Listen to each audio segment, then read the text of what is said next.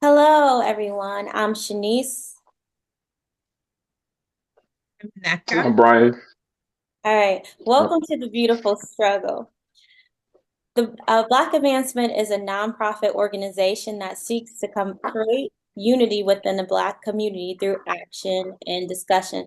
This being our discussion portion, and we're going to see if we can come up with some solutions to our topic today. The topic today that we're going to be discussing is the justice gap and why we believe it exists. The way that this is going to work, each of us are going to give our openings of why we think it exists. We'll come back for a whole group of discussion, and then we'll end with the solution session if we have one. All right, so Brian is going to kick us off, and he's going to tell us why he thinks the justice gap exists. yeah, sure. One of the reasons why I think the justice gap exists is one of the main reasons is probably because of lack of education and experience with um, hiring like lawyers or legal representation. I would say, and I think that's a big factor as far as why the justice gap exists within our community mainly. So those are two things: lack of education and the importance of legal representation, um, lifestyle choices, and that may have led to possible hidden agendas where that information may have been kept from us, or just lack of wanting to even know that information. So that's my opinion in regards to that.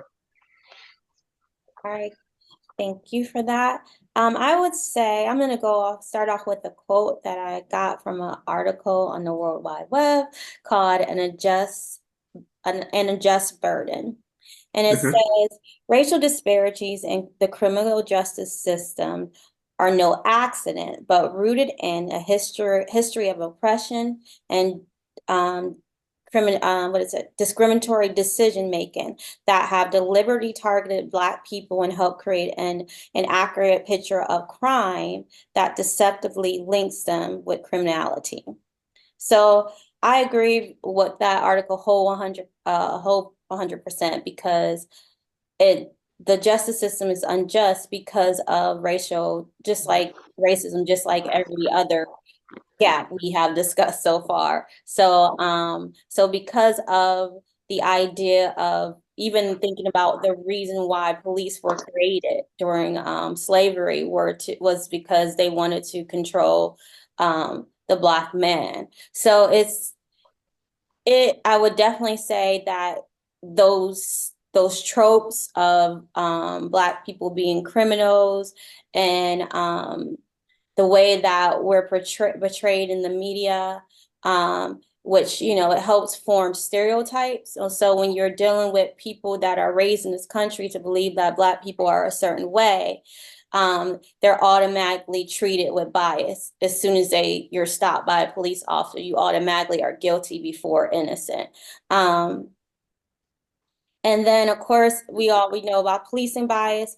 And this is another article that I've researched. It says Black people are 5 times more likely to be stopped without cause. And then 1/3 of Black boys today can be expected to be suspect a sentence in prison. So I would definitely say because of the racism in our country, that's why it's unjust for us because we are viewed as criminals from the time that we are, maybe not when we're little boys, but as we become older and little girls, as we become older, we are seen as criminals, and that kind of just continues. And the mentality of people aren't changing, and I don't think we're getting enough training and implicit biases. And so it's just continues to create this cycle of what we see today.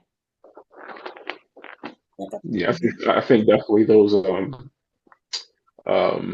what's the word I want to use? Sorry. Those biases definitely exist with like we see like a young black male or a young black woman, and you automatically think that they're stealing in a store when that may not necessarily be the case. I've been profiled like that prior to that. Um, So yeah, I can agree that does actually happen. So All right. Neka, do you want to let us know your reasons?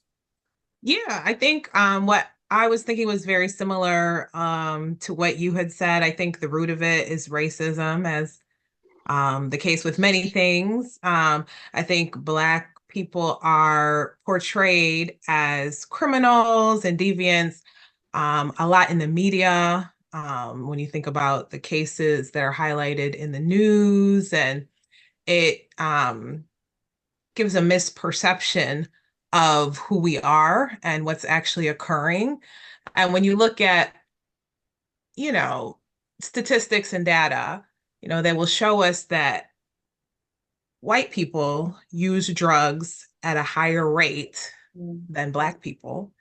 But if we are giving a hypothetical situation about a drug user, what comes to mind is usually a Black person. And that's, the based on the bias that's shown in the media, what we're thrown at every day with what somebody looks like.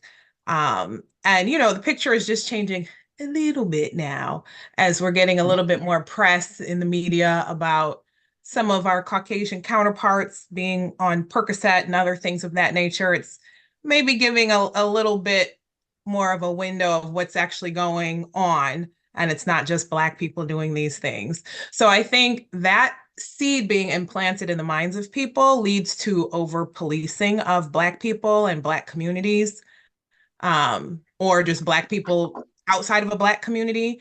And we will see that with people being pulled over.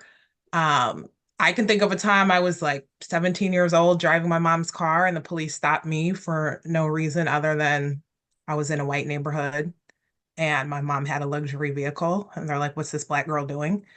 And, at 17, I didn't really pick up on it, but they really didn't have a reason why they pulled me over. They just looked at my stuff and sent me on my way. Um, and things like people being followed in grocery stores, malls, things of that nature. And then looking at the other side of the justice system, if they do, catch a Black person that is committing a crime, there's a lot of data that shows that they have higher bails, they get longer sentences. Um, it's just unfair treatment across the board. They're over policed, targeted, and then on the other end of the justice system are also treated unfairly. And I think, what Brian was saying is really important too about some of the lack of knowledge, sometimes when encountering the justice system and people not knowing what to do. Sometimes young, naive people may be in the room with the police, and if you just say you did this, you'll be able to go home. And they're going for it, and they'll say something, or just take this plea deal, and everything will be done with, which are lies. They don't have a full understanding. You should probably get a lawyer up, even if you're innocent. Don't talk to them. Sometimes people feel like if you don't talk to the police, it kind of makes people think that you're guilty, and that's the reason you don't want to talk to the police. But it's just not going to be a good idea when you are a targeted population to give them any information without a lawyer present. Right. Yes. So now what we're going to do, we're going to go ahead and go into our discussion portion. We heard each of our reasons why. Now let's go ahead and have an open discussion. Anybody can start. There's no particular order. Yeah. I'm gonna build off of Neka's last point. In regards to like knowing what to do when you actually are in some type of legal trouble. The first thing is get a lawyer, get a lawyer to represent you, because they will incriminate you based upon the information that you give up out of the own admission of your mouth. And that's important, even if like you are out there, like if there's young Black boys actually committing crimes, like, they don't understand the law in a sense where it's like, all right, if I do get caught doing this, or even if you're not guilty and you get framed for something, don't give the police any information. That little tidbit of knowledge was something that wasn't widespread known until like the late 90s, early 2000s, when all this data came out about all this, about the racial disparity in the justice system. So that little thing in itself, I think other cultures talk about it, and they have enough legal representation within the community where it's like a known fact, and they're able to get off because they just have that legal representation within the system. Um, so I think I say that I'm not saying that to say that there's no racial disparities. I'm just saying that we got to equip ourselves. We have a responsibility to equip ourselves just like any other community does as well. And we got to take that responsibility going into the years coming where we shouldn't be falling for the same tricks again. So yeah, that's where I stand with that. And I also wanted to bring up something too because a lot of the justice gap disparities that I found too was based upon based upon low income versus medium to high income as well. So obviously, the lower the income, the less representation you have, and the more problems you'll have with civil and criminal matters. And it was a study done by the Legal Services Corporation that said in like 2016, 86% of the civil legal problems reported by low income Americans did not receive any or enough legal help. So, which means that like 71% of those households experienced legal problems in that prior year, whether it was domestic violence survivorship, sexual abuse survivorship, health problems, VA benefits, which is crazy, disability access, poor housing conditions, and debt issues. They were all represented because of their income status. So yeah. Yeah, so like the justice gap is kind of parallels to the wealth gap in that sense. Like if you don't have if you can't afford representation and you're forced to take whatever the state is offering you, and they don't offer you, the Johnny Cochran's, they're gonna Right. offer you for whoever, just fresh off the Mr. Bar exam, and they may Right. not be as wise to the criminal justice system as an experienced lawyer. Right. And then too, prisons are big corporations as well. So I think I forgot to bring that point up too. Hundreds of industries benefit from the labor in prison. So and since it's kind of like a new slavery in a sense, if we get all of these people, we don't have to pay them. So it's gonna continue that cycle because if I'm benefiting and I'm making money from the criminal justice system, I'm going to enforce laws that are going to make people have longer sentences or make the justice system so unfair that you're kind of forced into the system so that we can continue to make money. So Right. so that was something else I was thinking as you guys were speaking as well. Both of you have very good points, because we really need to look at how educated the people are when they're in these situations. Because I know we tell our sons don't say anything, and like if you get pulled over by the police, or our daughter, if you get pulled over by the police, make sure you have your phone. You call someone, you see the cop pulling up behind you, call someone so that way we can hear the conversation too. Because you never know, that one stop can lead to a life sentence for some people. So yeah, it's very unjust, and I just hope we can come up with some solution to combat this because it's a serious issue. Yeah. I mean, I Yeah, think, like you said, go ahead, Nick. I'm sorry. Go ahead. I talked already. I was just gonna say when you were talking about like the public defenders, not only them not having a lot of experience, but they can have really, really high caseloads, not have Mhm. adequate prep time for people's cases, maybe not even thoroughly reviewing things before they go to court because they have so many cases on their docket, they're underpaid, they don't have enough time. So it can really just be a setup to not do well in the end. And then just thinking of other aspects too, like historically when they've looked at death penalty cases and who gets the death penalty and who doesn't, they found that that is also applied very inequitably. Like the Black people are getting sentenced to the death way more often, and particularly when a Black person kills a white person. And so there's problems there. And in some states, looking at that data has led to them abolishing the death penalty. But, we still have states that have the death penalty. And, those kind of stats apply to so many other areas. When I think about child protective services, there's a lot of data that Black children are removed from the home much more often than children of other races. and very strong data. And it's even led some states to kind of having a blind review where they don't, the people who, went to the home, they will send it to a different set of people who weren't there, who don't know the particulars. They scratch out the names, any personal identifying information, and kind of make it race neutral. And then that group of people will decide what to do, if the child gets removed, if they provide resources, if there's going to be supervised visitation. And that has helped decrease some of the disparities they see, with how cases are handled based on race. So I just think it's like, whew, the thing is like so crazy how many different places it can impact you in the justice system, from the very front end, all the way to the back end, sentencing and death penalty. Justice should be blind because you see the blindfold with the Liberty Lady. But it's not like that. And that's what they want people to think, that we have this, sorry, we have this blind justice system, and it's not. And it would be nice if we can all sit up in the court with blindfolds on.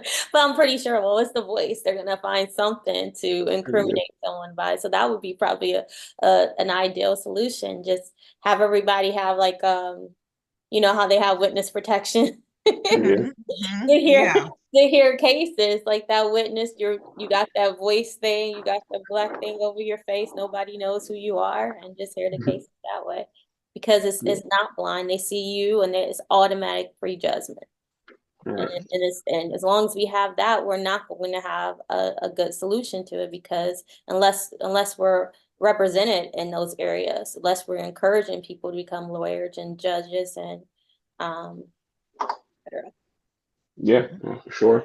And even like the privatization of the privatization of the prison industry in certain areas where like you can't have you can't block the greed factor when prisons start relying on those privatization factors and making income off of the labor, because then it's gonna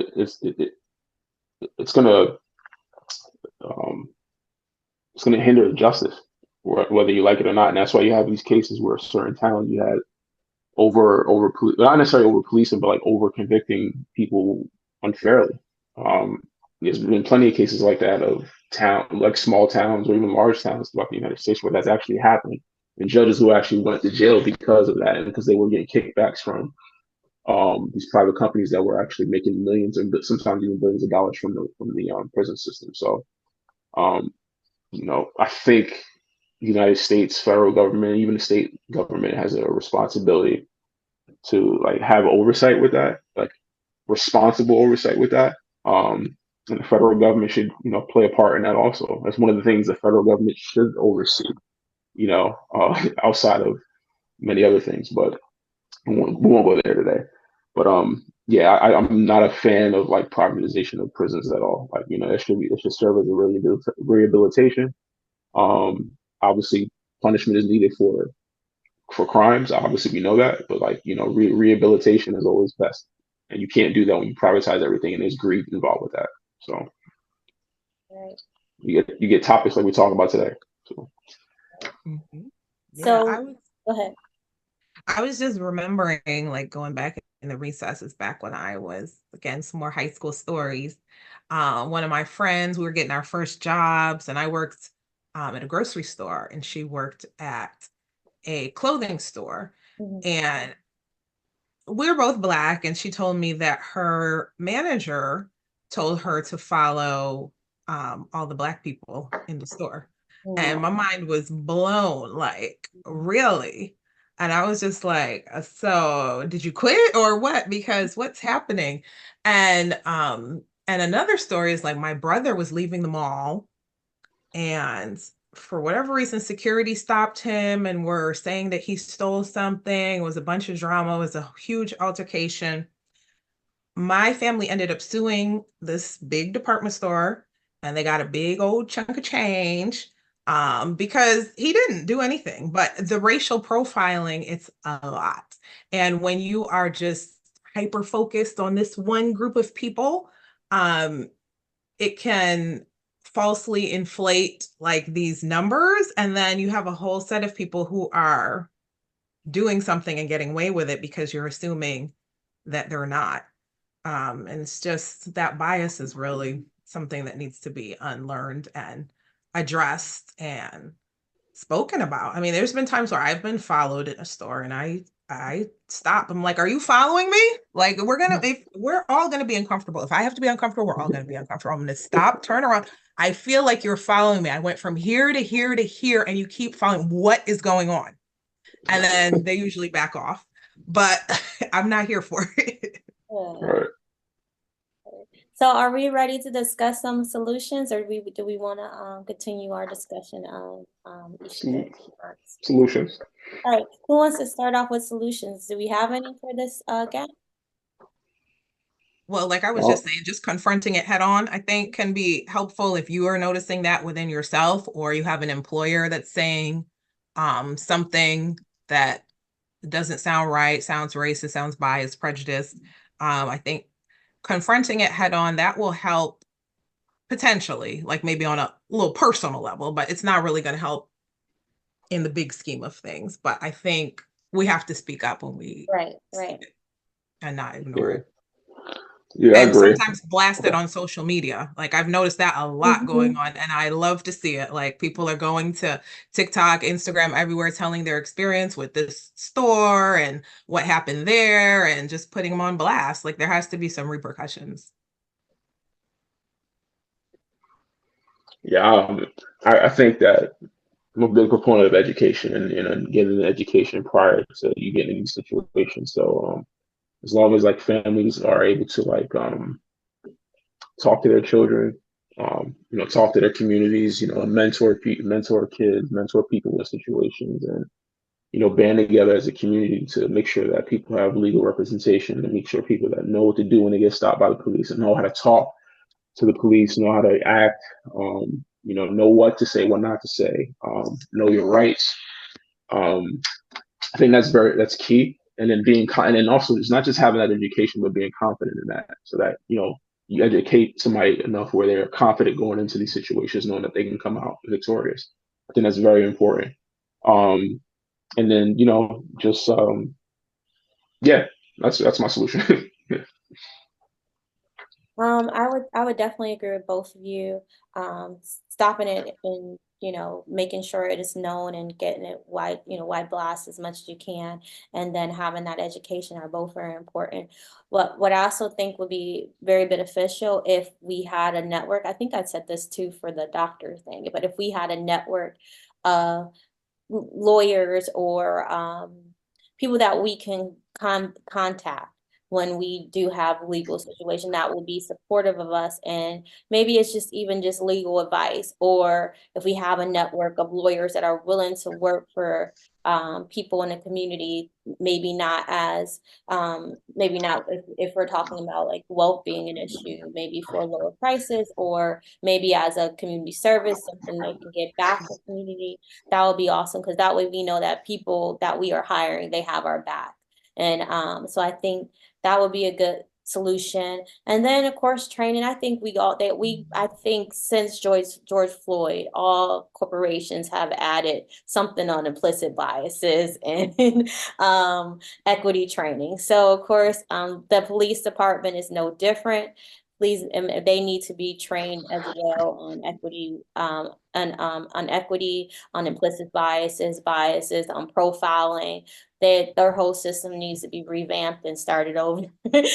And then just and so that way we are police with blind justice.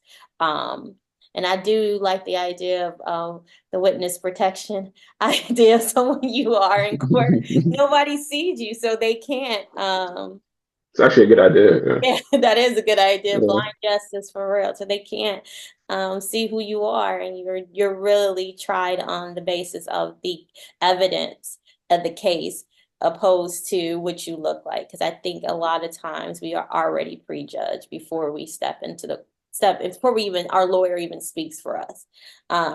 So I think that would be a good idea. And I have one more and I forgot it. hopefully he'll come back for me before the sun, for the show is, before the show is over. But yeah, that's what I was thinking so far as solutions go. Cool. I agree. All right, so we can wrap it up now unless anyone wants to say any final remarks before we close. I was just going to mention when we're talking about blinding ourselves in the justice system, like there are statistics also relating to like colorism and how darker skinned people are sentenced longer than lighter skinned Black people. So that, I mean, really, the appearance of the defendant is really something that people are really hanging on to and seems to be making a big decision in what they decide, whether it's like bail, death penalty, sentencing, all that stuff. It's really something to see. Yeah. Yeah, I wonder how we can implement that. Black Advancement, I wonder if you can get some petitions going. Blind justice for real. That would be awesome. But one thing too, that the last thing I was thinking about for the solution was since we know that these businesses support that, I think this was thought of before, but since we know there are certain businesses that support the prison industry, just put them all on blast. And if they're on blast, maybe people won't shop at their whatever that they're, doing. So that way we can kind of say, money hurts. We know what you're doing. We're getting you in the pocket. So stop, having us be overrepresented in the prison population, because we want justice in this. All right. All right. Yeah, I think that whole, it just needs like that whole relationship between private companies and state and federal prison system just need to be looked at with a microscope and just make sure that it's not being like um not being over like abused or abused in any way to the point where because this company is not being able to ship 400 whatever quantities of whatever product that they sell, they're getting there's some backdoor meeting where they're like, look, we need to be able to ship more product to you to be able to meet this quota for our stockholders. What can you do to make sure that we can get that? And then, they're going out telling their commissioners and their police officers that, hey, ramp up or be harsh on crime. That's not justice. So, we got to make sure stuff like that isn't happening across the board. It happens across a lot of different industries in a lot of different ways. We'll be here for hours talking about that, but like that shouldn't go on in the prison system at all. And then that winds up, causing the overpopulation the over imprisonment of our population in the United States just in general.